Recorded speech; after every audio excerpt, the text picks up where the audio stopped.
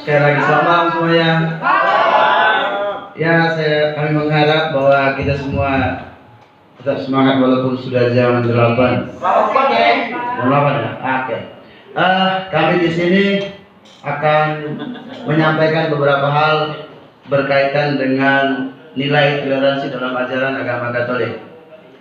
Saya Yakubus Tamon, kemudian sahabat saya Alexander Lili, dan juga yang paling ujung yang tertua dari kami yaitu Bapak Tarsisius Sukino. Oke. Pada dasarnya Gereja Katolik itu tidak menolak apapun yang benar dari ajaran agama yang lainnya. Itu pada dasarnya bahwa Gereja Katolik itu tidak menutup diri untuk menerima atau mengikuti dalam arti ketika ada hal-hal baik yang ditampilkan oleh agama lain, ya kami juga pun merasakan hal yang sama. Kemudian dalam pembicaraan kami pada malam hari ini, kami juga berbicara tentang kasih, karena itu adalah dasar Kristiani. Tadi sudah banyak hal yang sudah dibicarakan oleh teman-teman yang dari Protestan. Kami mungkin hanya melanjutkan, bukan untuk menyempurnakan sih, tapi hanya mau melanjutkan. Kemudian bagi kami untuk menciptakan kehidupan beragama yang baik dan benar itu tidak hanya dengan kata toleransi semata. Maka saya di sini kata toleransi itu saya buat tanda kutip. Karena apa? Banyak orang mengkumandangkan tentang toleransi, tetapi dalam prakteknya tidak ada.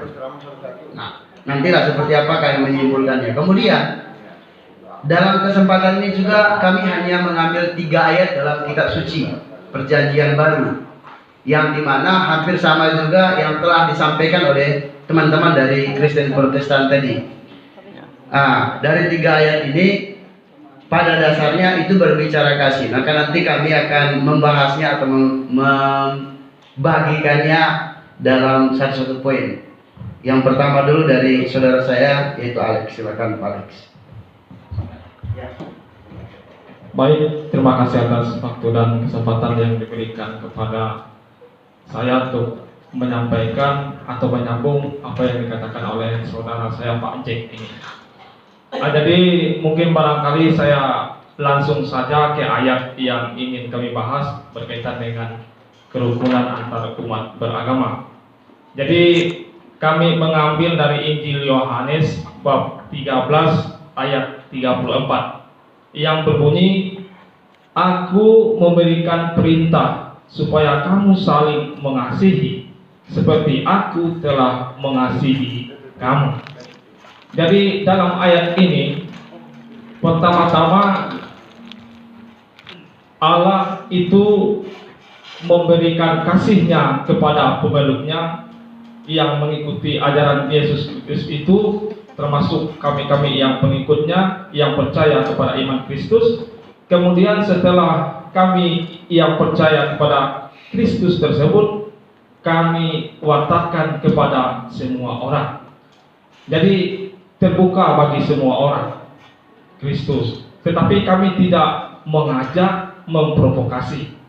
Itu bagi yang welcome silakan. Tetapi bagi yang tidak, kami tidak memaksa. Seperti itu. Kemudian mungkin barangkali ini berbicara tentang kasih dalam ayat ini. Jadi ada ayat yang lain juga saya sedikit mengambil bahwa kasih itu sabar, kasih itu murah hati, kasih itu tidak cemburu, kasih itu tidak memegahkan diri, tidak sombong dan lain sebagainya. Nah, ajaran seperti itulah yang menurut ajaran kami diwartakan kepada semua orang, supaya kerukunan antar makhluk hidup yang ada di dunia ini bisa terjaga dan bisa terwujud. Jadi mungkin barangkali demikian pada ayat yang ini. Mungkin barangkali Bapak menambahkan di ayat yang kedua. Pas kini langsung yang kedua. Terima kasih. Saya melanjutkan apa yang telah diuraikan oleh teman saya.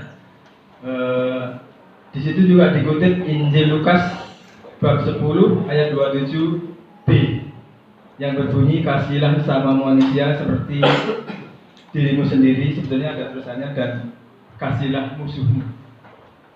Yang dimaksud oleh ayat ini adalah setelah orang dibaptis menjadi pengikut Kristus, yang Kristus itu adalah kasih itu sendiri, maka dia harus memiliki kasih. Dan kasih itu harus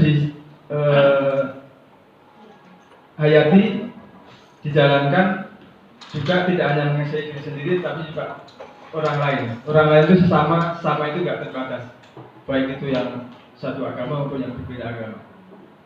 Terus untuk lebih rincinya, sebenarnya gereja mempunyai yang disebut Konsili Vatikan.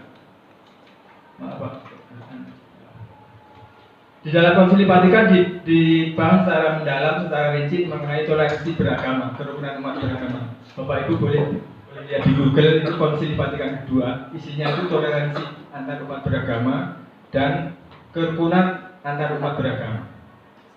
Itu waktu itu Paus kami adalah Paus Yohanes Paulus II. Nah, waktu itu latar belakang mengapa Konsili Vatikan menganggap penting toleransi dan kerukunan umat beragama itu, karena waktu itu kondisi ekonomi dunia itu lagi buruk lah. Lalu supaya dunia ini bisa berkembang lebih baik, juga termasuk hubungan antar umat beragama tadi, hubungan antar manusia, baik yang beragama maupun yang enggak beragama, pokoknya hubungan antar manusia itu bisa bersama-sama berkembang ke arah lebih baik. Salah satunya melalui ekonomi. Jadi dijalanlah kerjasama ekonomi, dan itu juga mencakup kerjasama atau kerukunan umat beragama supaya dunia ini bisa menjadi lebih baik. Maka semua umat manusia yang hidup di dunia ini harus saling toleransi, saling menghargai, saling kerjasama, saling mendukung, saling berbagi dan seterusnya, supaya dunia ini menjadi lebih baik. Itu tambahan dari saya. Oke, tadi teman saya berdua sudah menyampaikan tentang kasih itu. Bagi kami orang Kristen Katolik khususnya, bahwa kasih itu ketika kami memiliki kasih, maka yang lain itu kami melihat adalah mereka adalah aku dari yang lainnya. Kenapa? Karena ketika kita melihat orang lain adalah bagian dari aku, bagian dari saya, maka tidak ada perbuatan-perbuatan yang melawan kasih ini.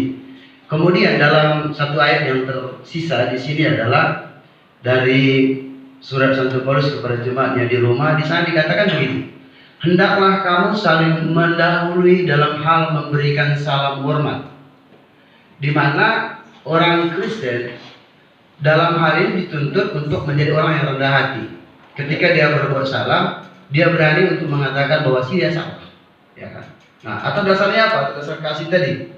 Seperti yang sampaikan teman saya itu, bahwa kasih itu lemah lembut, kasih itu murah hati. Maka dengan demikian ketika ada kesalahan yang telah dilakukan, harus berani untuk menyampaikan minta maaf, harus mendahului untuk memberikan salam hormat. Jadi bagi kami bahwa ajaran yang terutama dalam gereja Katolik adalah kasih. Kasih itu tidak dibatasi oleh ruang dan waktu. Bahkan musuh sekalipun kami akan mengasihi dia. Musuh sekalipun. Itu artinya bahwa tidak ada sekat-sekat antara dia adalah seiman ataupun beda, karena kasih itulah yang mendasarkan sehingga dalam praktek kehidupan sebagai orang Kristen dia mengutamakan kasih. Maka seorang filsuf dari India, Muhammad Gandhi, mengatakan begini: andai kata orang Kristen hidup sesuai dengan kitab suci, maka semua orang di dunia ini masuk dari Kristen. Karena apa? Karena pada dasarnya semua orang Kristen itu kadang-kadang menyimpang dari ajaran ini. Itu, ya kan? Banyak orang Kristen juga yang menyimpang dari ajaran kasih ini dalam praktek kehidupannya. Maka Muhammad Gandhi sangat tegas katakan apa? Andai kata semua orang Kristen di dunia ini hidupnya sesuai dengan isi dalam kitab suci, maka semua orang di dunia ini akan masuk dari Kristen. Karena apa? Dasar kasih. Karena selama ini kan kita melihat bahwa konflik di mana-mana, orang lupakan ini. Tapi ya syukurlah karena kehadiran kita semua di sini, rekan-rekan semua, walaupun kita adalah beda keyakinan, tetapi kita punya misi yang sama. Misi yang sama itulah yang membuat kita menjadi satu di sini, menjadi kompak, tidak sekat-sekat seperti yang sudah disampaikan oleh beberapa teman-teman dari di sini. Jadi Saya rasa itu saja dari kami. Minta maaf. Mana? Yang terakhir. Ini kan? Kesimpulan. Oke. Dengan demikian, umat Katolik dalam masyarakat, dalam hidup bermasyarakat maksudnya, dia itu mengutamakan nilai-nilai kasih yang terdapat di dalam kitab suci. Dalam praktek hidupnya, saya sekali lagi menegaskan bahwa dalam praktek kehidupannya, dia mengutamakan nilai kasih itu. Sehingga terciptalah kerukunan dalam berhidup beragama di NKRI. Ketika semua orang memiliki kasih dalam kehidupannya, tidak ada pertengkaran, tidak ada pertikaian, yang ada adalah damai. Damai itu indah ya kan? Iya. Terima kasih. Selamat malam.